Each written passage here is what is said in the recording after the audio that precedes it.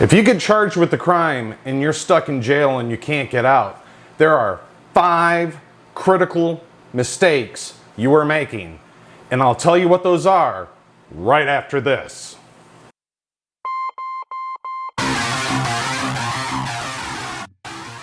Hi, I'm Ryno Benore of Ryno Law, PLLC. If you're in trouble, get Ryno. Oftentimes, I see the same mistake being done by criminal defendants over and over again of when they're in jail. And they are major problems that ruin their entire case. And there's 5 topics that I'm going to talk about today. If you're unable to afford an attorney, the court must provide a court-appointed attorney for you. Now, this necessarily isn't a bad thing. I'm a court-appointed attorney, for instance. So I'm not making fun of the court-appointed attorney list. And in fact, some of my best cases, some of the best work I've done on them have been for court-appointed clients.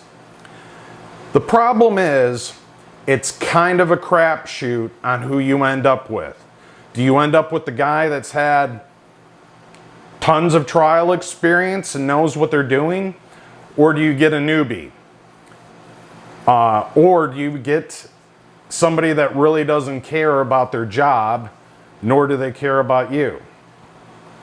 This is one of the major problems with the court-appointed attorney list. So to help you understand and navigate through this is the things I'm going to tell you. Number 5. What you should expect from your attorney and what you should ask for your attorney. Shortly after being appointed, your attorney should come see you at the jail or through the Polycom system, a video system to be able to speak with you. Polycom has become the norm right now because of the COVID pandemic. They're not allowing people to go into jails. So generally it's going to be by video.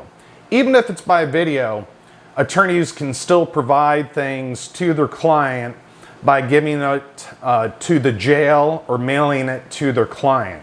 And this is important that you have these things. So there's a couple things you're going to want to know from your attorney. That is, where's my discovery? When will I get my discovery? And is this all my discovery? Now, some of the things they're not going to be able to provide you in jail. A lot of discovery is put on discs or photographic material, that photographs or videos that don't always, well, you can't print out a video, so can't do it that way. You have to make special arrangements to bring a computer in for your client to look at. So that's something you're going to want to know about. And sometimes attorneys don't get all the discovery at once, unfortunately. It comes to them in little bulks and pieces, or there's discovery they don't know about until a later time because the prosecutor's office thinks they gave that to them because everything's done on computers, and in reality, they didn't receive it. So it might not be your attorney's fault, is what I'm saying. The other thing that you're going to want to ask your attorney, and you need to be very specific about that, are what are my sentencing guidelines? That is, if you're charged with a felony, what are my sentencing guidelines for how I'm charged now if I'm convicted of everything I'm charged with all my habituals or anything like that? And what are my guidelines if I accept a deal that the prosecutor has offered?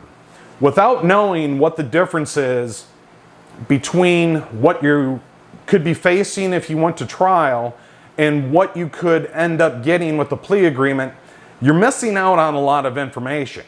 Sometimes what's being offered doesn't change the guidelines enough for you not to take the risk to go to trial.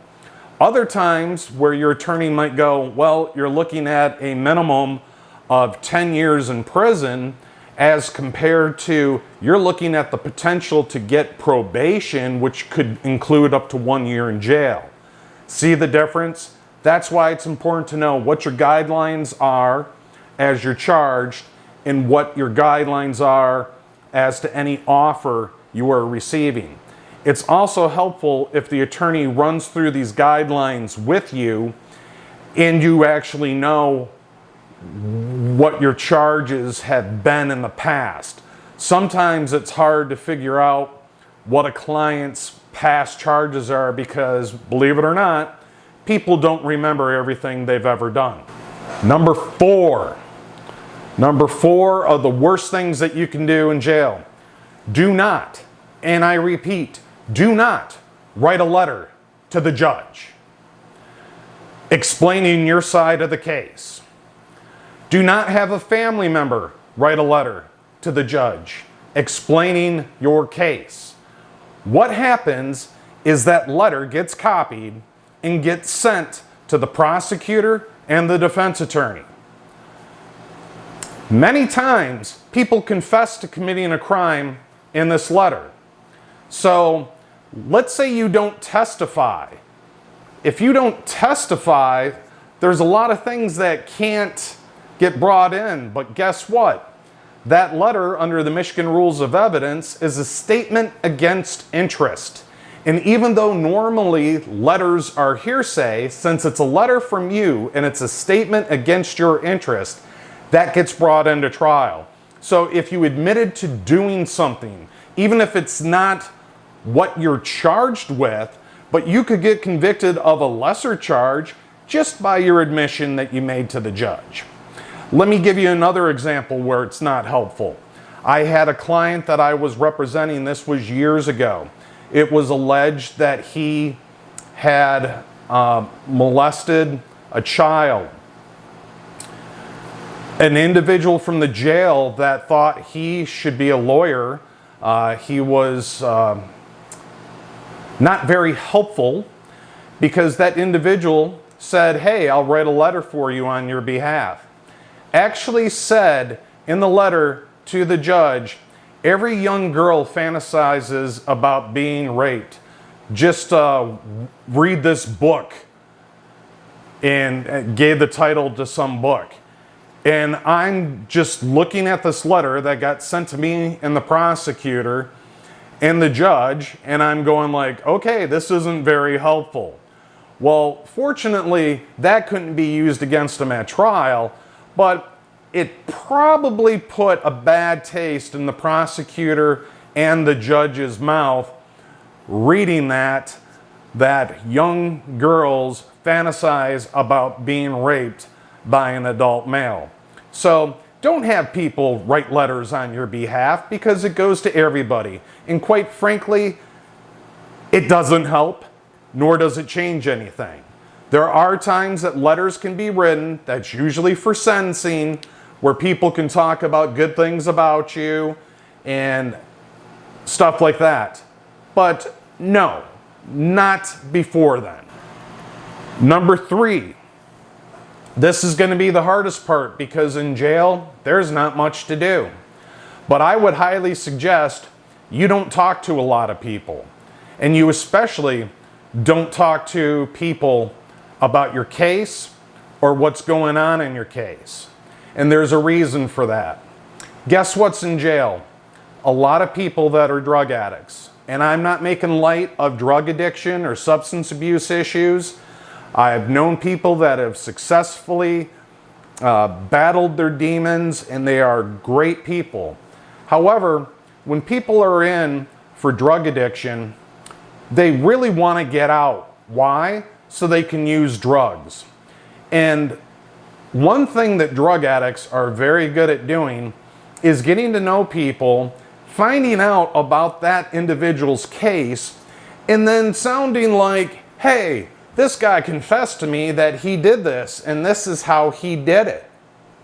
Because you have information that no one else does. So I guess the main focus of this is don't trust anybody. Don't trust your bunkmate. Don't trust anybody to keep any of your secrets to themselves. Nor don't think that they won't take stuff that you talked about the case. Like you might say, oh, well, they got this DNA or whatever, because that's stuff that this person's not supposed to know. They'll make up something to make it sound like you've confessed to it. Next thing you know, they're the star witness at the trial. They're getting treated like royalty because they're trying to bring you down so they can get some freedom. Happens all the time. And so that corresponds with number 2. Never, ever let anybody in the jail look at your discovery packet. Do not let them read the police report. Do not let them look at the pictures. Do not let them look at the DNA evidence, any of that. In fact, I've had some clients that said, I don't want any of that because I know people are going to read it. People get bored. People get frustrated. People are like, I don't understand what my attorney's saying. So they hand this packet and they let people read it. Well, same thing as that conversation. They find out information that no one would have any knowledge of ever. And you just handed it to them. And guess who becomes the star witness and suddenly has all this information that you confessed to that, hey, only a few people know about. How would he know about it? So trust me on this. Do not let anyone read your packet. And now, number 1, my absolute favorite. Do not talk on the phone about your case. When you call on the phone, it's recorded. It goes to a computer system. It says that you're the one that called, and you have to do type in a number, and you say, it says your name, and you call and talk. And some people think they're sneaky, and they use somebody else's PIN number to be able to call. And guess what? It's pretty easy to figure out because you can search by numbers called. And it happens all the time. I used to spend a lot of time listening to jail phone calls because people would confess to doing the crimes on there when I was a prosecutor. In fact, one time I proved a case based off of jail phone calls because the person confessed to doing the crime. Otherwise, I would have had a hard time. It was very circumstantial evidence that the person was the one responsible for the crime. But you know what? After you say it 10 times on the phone that I'm the one that committed the crime, it's pretty easy to prove.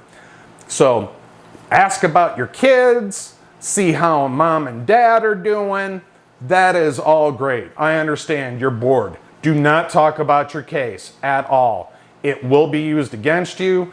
You might bring up something that the prosecutor didn't know and they'll look into it, or you might tell somebody to talk to a witness in the case and bam, look at that, you got a witness tampering charge now. Oh, by the way, on your sentencing guidelines, that's going to go towards offense variable 19, interference with the administration of justice. So now you've even added more points to your problem that you already have. So do not talk on the phone about the case. It is recorded. They listen to it all the time. So those are my 5 things that if you're in jail, you better not do, or it's going to ruin your case. I've recently bought some new equipment for doing the videos. If you could leave a comment below, let me know if you like the differences that you're seeing, the changes from the first video to this video. Just trying to get a feel for how it appears and looks to everybody. Also, I'd appreciate it if you hit like and you subscribe and ring the bell and become a subscriber. And if you tap the bell, it'll notify you when new content comes out.